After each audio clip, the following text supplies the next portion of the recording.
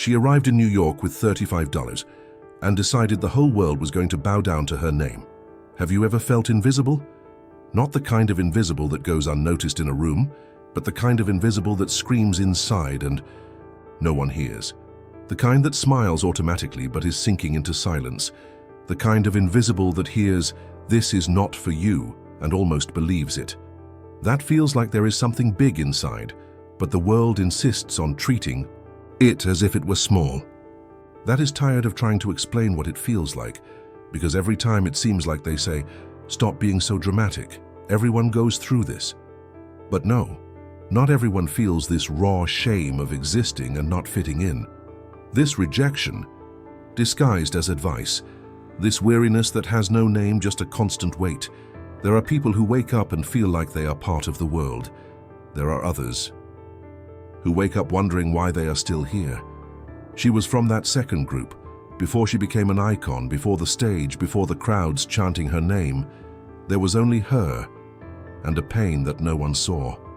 She felt like a stranger in her own skin, a shame that didn't come from anything she did, but from who she was, or rather, from who the world said she was.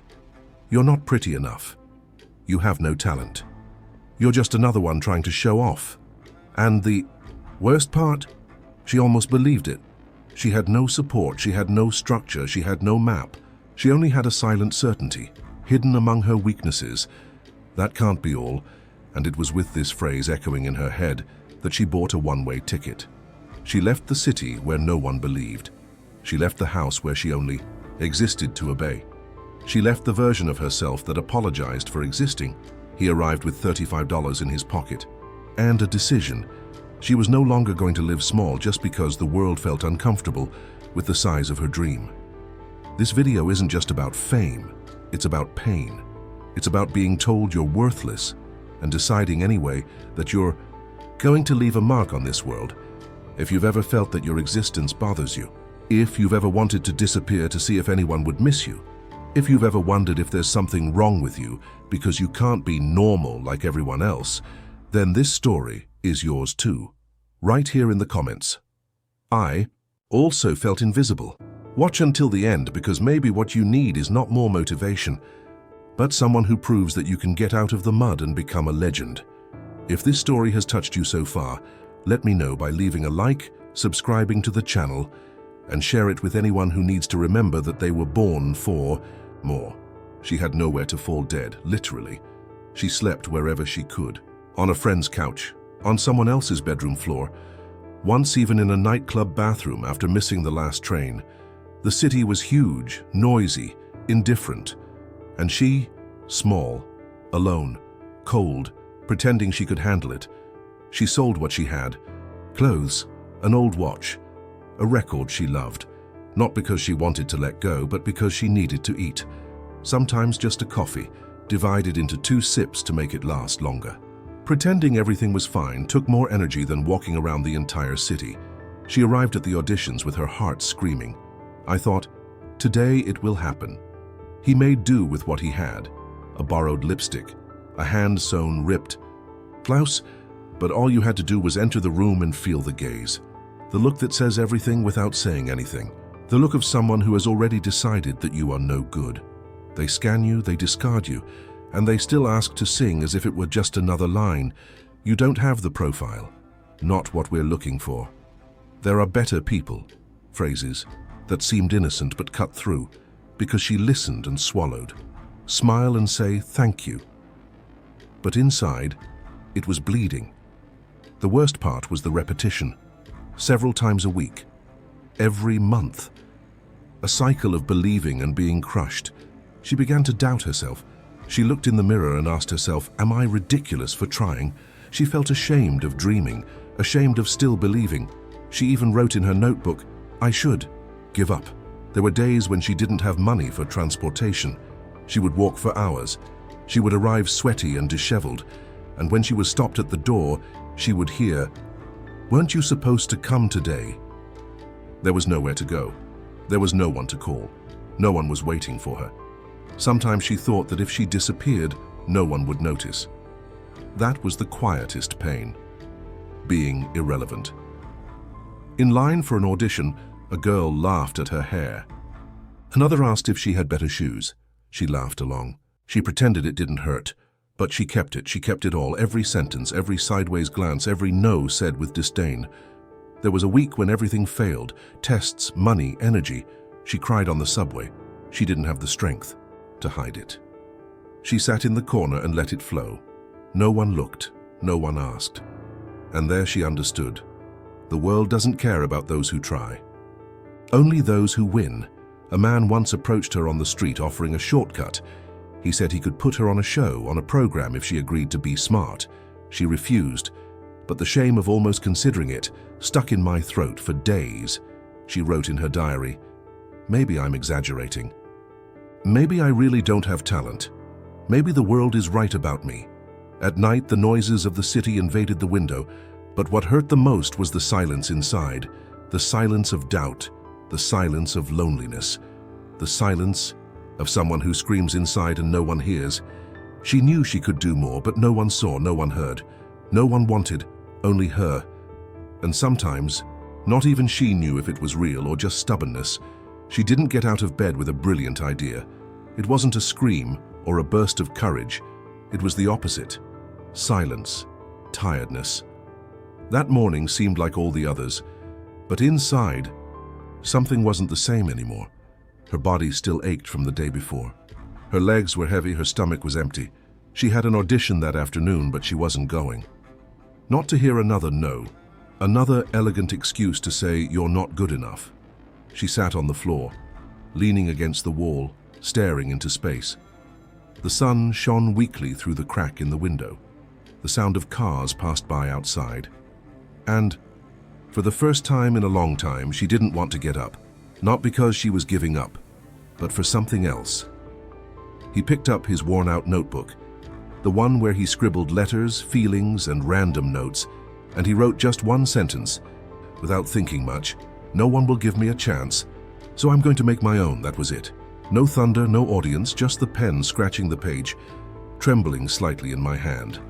But inside, something changed. As if the flame that had always been there, almost extinguished, was given one last breath of air. She stared at that sentence as if it hadn't come from her, as if someone else had written it for her to remember, and she decided she would never again beg for permission to exist. She got up, went to the bag where she kept old things and took out a necklace. It was her mother's. She almost never wore it. But that day she put it around her neck, not as an ornament, as armor, as a reminder. It came from pain, yes. But it wasn't just pain. It was a decision. She pulled her hair into a messy bun, grabbed a lipstick that was almost empty and wrote on the mirror, "You are not invisible." She knew the world wouldn't see it yet. They would still laugh, ignore, downplay. But in that minute she saw it. She saw herself, for the first time, for real. And when you see yourself, everything changes, even if no one else notices. She didn't leave there a star. She left broken, but with something in her eyes that she hadn't had before. It wasn't arrogance, nor anger. It was clarity, a clarity that whispered, "You will still listen to me." She started writing more, rehearsing more. Not for others, for herself. She would come home alone repeating phrases as if they were mantras. She would perform in an empty room as if the world were watching. It was ridiculous, perhaps, but it was all she had. This was the invisible decision, the one that no one saw, the one that didn't go viral, the one that didn't get any likes or praise. But that changed the course of history. If you're listening to this right now and you feel that lump in your throat, maybe you're in that moment too. Maybe you are writing your sentence too. Maybe your life hasn't turned around yet, but your soul has already decided. If this makes sense to you, subscribe to the channel now. Because here we don't wait for applause to exist. We decide, even in silence. And this story is just beginning. No one noticed when she started to change, because on the outside, everything still looked the same. The same thin body, the improvised clothes, the intense and restless gaze. But on the inside, she no longer begged. She provoked. She no longer asked for space. She created. She no longer needed approval. She herself was her own seal of validation. At first, they still laughed. They still doubted. But the frequency has changed. That presence that was previously ignored was now bothersome. And when it bothers, it's because it has started to be noticed. She was becoming impossible not to notice. The first show came. Small, noisy, poorly lit. But she dominated the stage as if it were her last. As if there was a chance to make the whole world hear once and for all that she had something to say. And it had. And he said with his body, with his gaze, with his voice what so many said was too common. But now, it was unique. It was hers. Then came the curious eyes, the nervous comments. Who is that girl? Where did she come from? What does she think she's doing? But she already knew. She didn't need to answer anymore, because every step spoke volumes. Every performance was a declaration of war against everything they said she couldn't be. The contract came, the first song, the first cover. The world came to hear the name that no one wanted to pronounce before. Madonna, the same name that years before was ignored in audition queues. That received rejection letters. That heard no talent, not up to standard, will never amount to anything. Now it was making headlines. It was climbing the charts. It was filling arenas. She didn't change to fit. She blew the mold. And the world had to adapt. With the album Like a Virgin, she didn't just sell millions. She laid bare her narrative. She took the shame she once felt for who she was and turned it into a symbol. She didn't just sing songs. She sang about wounds.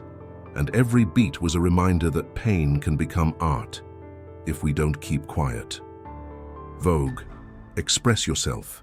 Papa, Don't Preach. Songs that came from the same mouth that once said it was ugly, exaggerated, vulgar. Now they were hymns. Now they moved generations. Now they shaped behaviors. She became more than an artist. She became a language, a reference, a strength. And what was just survival became a revolution. What the world saw now was glitter, stage, crowd. But she knew. It had all started in the dark. In the silence, with a notebook, a sentence, a lipstick on the mirror. People saw the top, but she remembered the bottom. She remembered the nights of crying on the subway, the food divided into 2 gulps, the look that said, "You're no good." And that's why, even at her peak, she was still dangerous. Because those who were once invisible and decided to exist are scary. Because those who didn't need permission to grow will never ask to shine, and all of this was born there, on the day she chose to continue, even without an audience, even without applause. If you've been watching this far, you've already realized it's not about luck, it's about courage. And courage almost always starts when no one is looking, and now looking at everything she went through. Tell me, where does this touch you? In what part of your story is this pain also hidden? Because maybe you too are in the middle of the noise of the world trying to appear strong while sinking into silence. Maybe you are also hearing phrases that diminish you, even when said with a smile. Maybe you are surrounded by people, but feeling absolutely alone. And if so, I want you to know, you are not alone in this feeling. Have you ever wondered how many times you stopped trying because you were afraid of being ridiculed? How many dreams did you swallow because someone said, it wasn't the right time?